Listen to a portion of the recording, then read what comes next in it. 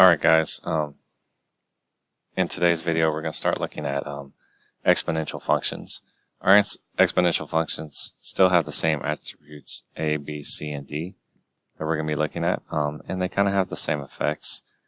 There are going to be a couple of new things that are going to add on to these. Exponential functions still have an asymptote. They just have a single asymptote. It's a horizontal asymptote. Okay, that means it's an asymptote that goes from left to right. Alright. Being this line that goes left to right, it's going to have a y value only. That y value, if we look at this example here, is going to be equal to the line that asymptote is on. Well, the y value of this green line here, you'll see, is a y value of 0. That actually lines up with our d value here. Notice there's no d value here. So the value of 0 gives us the y equals 0. So if you want to think about this as y equals whatever that d value happens to be. Now our x-intercepts, we can just find those by looking at the graph. Well, this asymptote sits right on the x-axis, so that means it never hits the x-axis. Alright, as this goes around, it never hits the x-axis. So that means we actually do not have x-intercepts on this example. Now our y-intercepts, we just find where it hits the y-axis. In this case, our y-intercept is going to be at the point 0, 4. Alright. We're going to concentrate on the interval notation strictly as we have been doing. The domain of this, well, this line keeps going this way forever and ever. Okay? So it goes all the way to negative infinity. And then this line, even though you can't tell, it keeps going up, but it also keeps going out to the right. So it actually goes all the way to positive infinity on the x values. Now, on our y values, well, it never goes past this line of y equals 0. So our lowest y value is a value of 0. And then it continues going up forever. So our highest y value is positive infinity. Okay, let's look at our next example. Well, here again, you can kind of see it leveling out where it appears to be reaching this line right here. And that line is y equals 6. You'll see it has a y value of 6. Again, that lines up with our d value. Okay. Our x-intercepts, well, this one does hit the x-axis. It hits right there at 1, 0. Alright, and our y-intercepts, we can find that just by looking at the graph. Our y-intercept is right at the point 0, 3. Alright, well, let's look at our domain and range on this one. Alright, our domain, just like the last one, is all real numbers.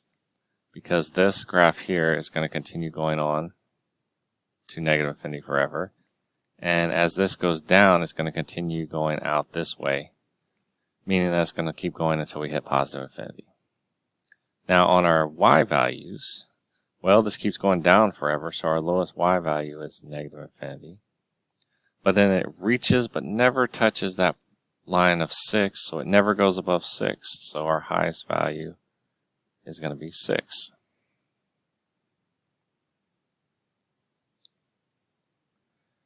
Okay, let's look at our last one. Our horizontal asymptote, you can tell, it sits right along this line. Again, right along the x-axis again. Notice also our d value is 0. So that's y equals 0. Our x-intercept in this case, well, it never touches the x-axis because of that asymptote there. So again, we're not going to have x-intercepts. Our y-intercept, we find that by just looking at the graph. Our y-intercept sits right there at 0, negative 1. Okay. Now our interval notation for the domain and range here. Again, the range is all real numbers because we can have any x value on this. Now, this keeps going down forever, so our lowest y value is negative infinity. And then it's going to reach but not touch a value of y equals 0. Alright, well, let's look at some transformations of these functions. Alright, So we have this equation, y equals 1 times 2 to the x. It's going to change to y equals 3 times 2 to the x minus 5. Well, let's look at what values have changed. Well, first off, our a value. Our a value went from a value of 1 to a value of 3. Well, it's getting bigger than 1, so that's going to be a vertical stretch. Okay. The other value that's changing there is the value in that exponent, which is our c value. Our c value is going from 0, because there's no c value in the first one, to a value of negative 5. Now, if we remember from everything we've done so far, a negative on the c value is a shift right of 5 in this case. All right, so we get number 5 here. All right, at number 5, you'll see our a value is changing again. It's changing from 1 to a value of 1/2. Well, it's getting smaller now, so that is a vertical compression.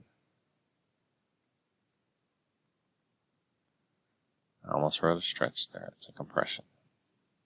All right. And the other value that's changing, notice there's nothing here. And here we have a negative 9.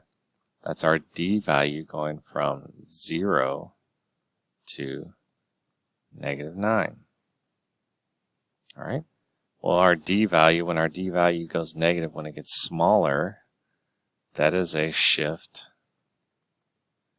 down of 9 in this case.